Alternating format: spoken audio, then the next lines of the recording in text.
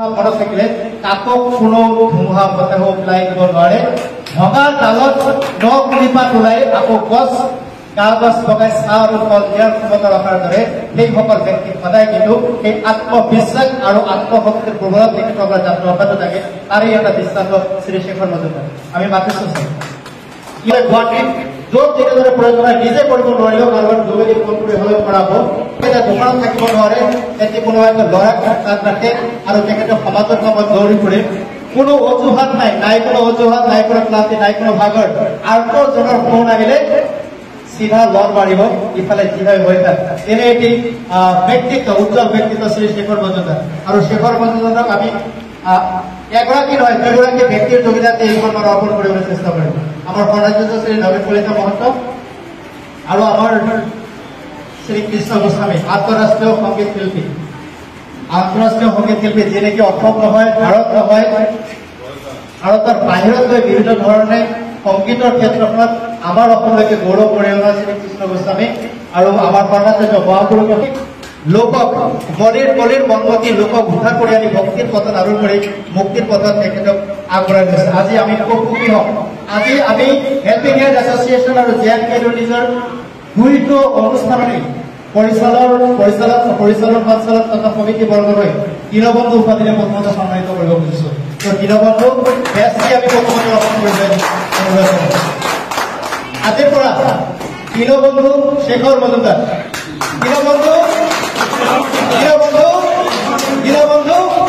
শেখৰ মজুমদাৰ আমি কৃষ্ণ হেৰি জনাইছো জীৱনত আমি সফল পাওঁ কৰ্ম কৰিলে উপাৰ্জন আহিব money loss is nothing loss health is nothing loss character loss is everything loss বা যিজনে কেৰেক্টাৰ ধৰি ৰাখিলে কি আৰু সেইজন শ্ৰী শেখৰ মজুমদাৰ আমি দীনবন্ধু স্মাৰক আমি দ্বৈতভাৱে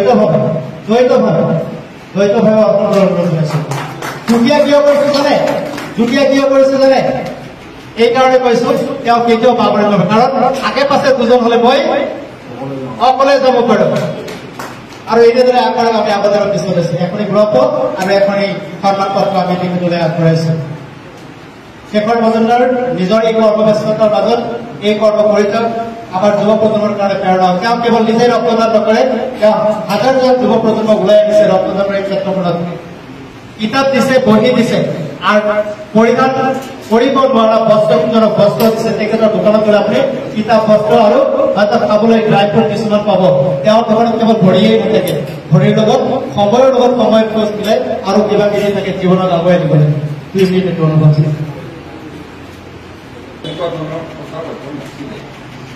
মোৰ মাতৃ তেজৰ কাৰণে বহুত কষ্ট পাইছিল মোৰ বয়স হোৱা নাছিল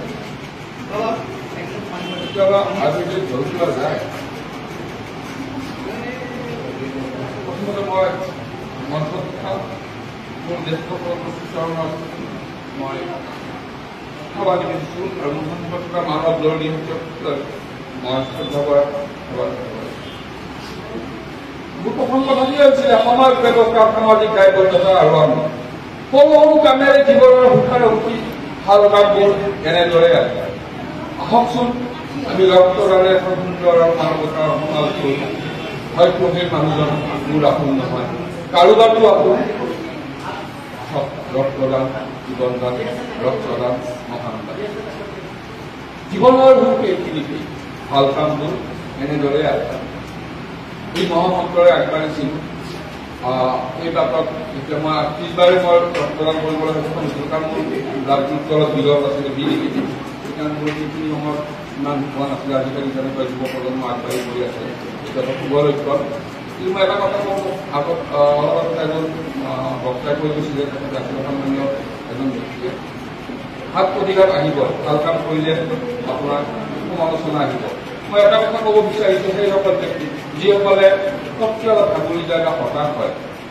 সমালোচনা কৰিলে আপুনি বিচলিত নহ'ব আৰু যদি প্ৰশংসা কৰে আপুনি উঠি ভাগি নাযাব প্ৰশংসা কৰক বা নকৰক আপুনি ভাল লগা যিটোকে ভাল লগা আমাৰ অন্যায় নকৰাকে যদি কিবা এটা ভাল কাম কৰিব পাৰে সেইটো কৰি যাব লাগে কোনোবা প্ৰশংসা কৰক কোনোবা নকৰক আমি যদি এইখিনি নকৰে আগবাঢ়ো আমাক কোনো ৰখাব নোৱাৰে মোৰ লক্ষ্য এটাই জাতি বৰ্ণ ধৰ্ম যিয়ে নহওক আমি যেতিয়া আমি ৰক্ত ভঁৰাললৈ যাওঁ তেতিয়াও নুবুজো আপোনাৰ জাতি কি, আপোনাৰ ধৰ্ম কি, আমি ক'তে আছো লাগে।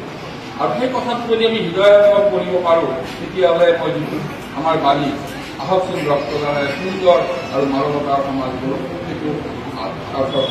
মই ইয়াতে যিমানখিনি মই পাইছোঁ গোটেইখিনি ৰক্তৰ গাত। আৰু মই যুৱ প্ৰজন্মৰ লগত বেছি সময় কটাওঁ। বহুতে ক'ব খোজে যুৱ প্ৰজন্ম উশৃংখল, নহয়, যুৱ প্ৰজন্ম শৃংখলাবদ্ধভাৱে আগবাঢ়ে, কিন্তু মাথো লাগে আমাৰ অগ্ৰজসকলৰ সাহস হয়।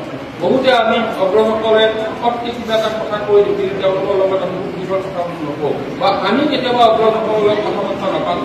আমি কেতিয়াবা আমাৰ জ্যেষ্ঠ বয়সৰ মানুহবোৰ দেখিলে অপকাৰ কথা পাতিব বিচাৰে, কিন্তু তেওঁলোকে দেখাৰ লগে লগে আমিয়ে কওঁ যে কামোৰ বুলি শব্দ এটা কওঁ। কিয়? মোৰ পিতৃ আই পিতাই লগত কামোৰ হ'ব পাৰে, আমি তেওঁলোকৰ লগত অলপ সময় আমি দিব নোৱাৰোঁ।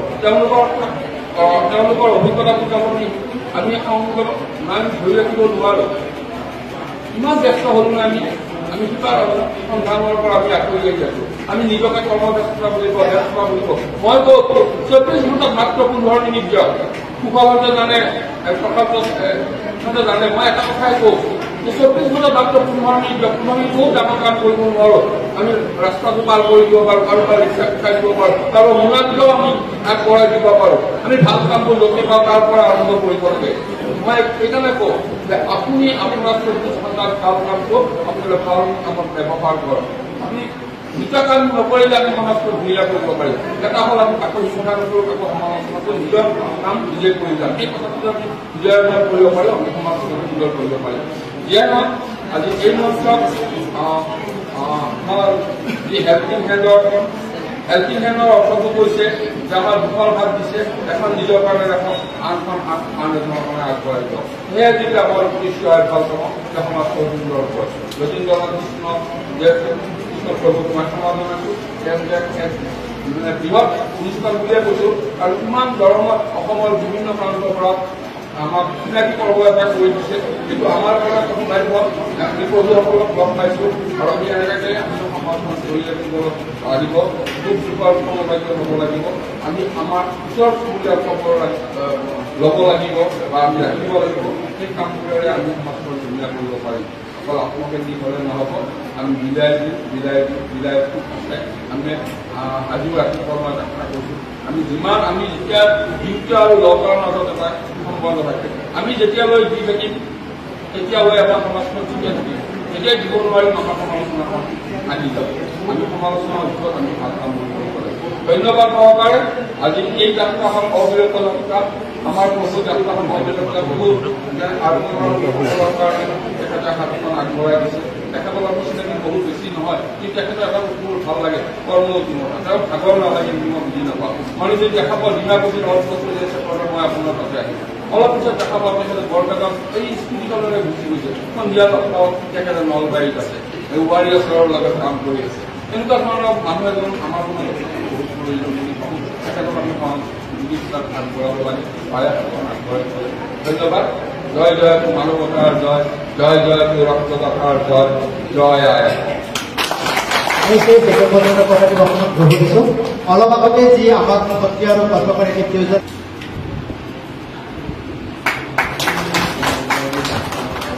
আমি এইবাৰ আমাৰ মাজতে মাতিছোঁ আমাৰ GMCH আই বেংকৰ লগত ওতঃপ্ৰোতভাৱে জড়িত আৰু হেল্পিং হেণ্ডৰ সৈতে নেত্ৰদান মহাদান কাৰ্যসূচীৰ ৰিটায়াৰ্ড এগৰাকী ৰূপকাৰ শ্ৰী হীৰকমণি শৰ্মা আৰু